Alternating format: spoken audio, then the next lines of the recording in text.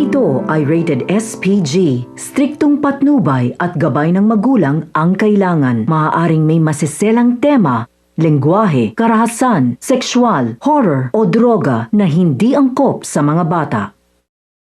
Tinalakan nga ng malala nitong si Marge, itong si Thea, matapos nga nitong insultuhin itong si Jobert.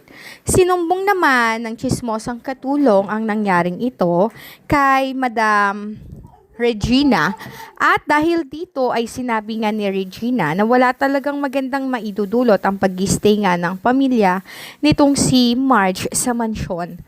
Kaya naman ginawa nga niya na espiya ang nasabing katulong upang manmanan ng mga kilos nitong si Evelyn at nitong si Jobert.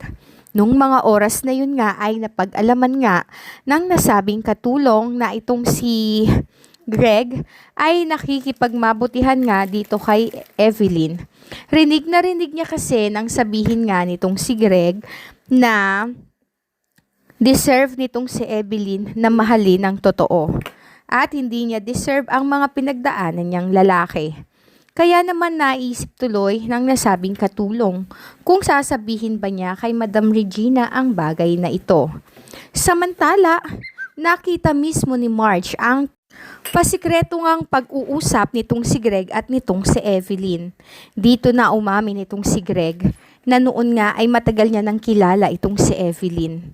Sa isang inuman nga ay napansin niya nga noon itong si Evelyn at nagkaroon sila ng one night stand. Kaya pala lumaki si Marge na hindi kilala ang kanyang tunay na ama at tanging sa stepfather lamang siya lumaki. Yun pala ay sa kadahilanan nga na itong si Greg Torrecampo pala ang kanyang tunay na ama. Dito na sinabi nitong si Evelyn na kaya siya umiiwas na tumira sa mansyon dahil ayaw niya na magkaroon ulit sila ng kaugnayan nitong si Greg dahil matagal na ngang nangyari ang tungkol sa kanila. Kaya naman, napagdesisyon ng tuloy ni Marge na kausaping mabuti itong si Greg Torrecampo tungkol sa kanyang ama dahil naisip nga niya na hindi makabubuti sa kanilang pamilya kung magkakaroon sila ng ugnayan. Dito na rin sinabi ni Greg na ampon lang pala niya itong si Paulo.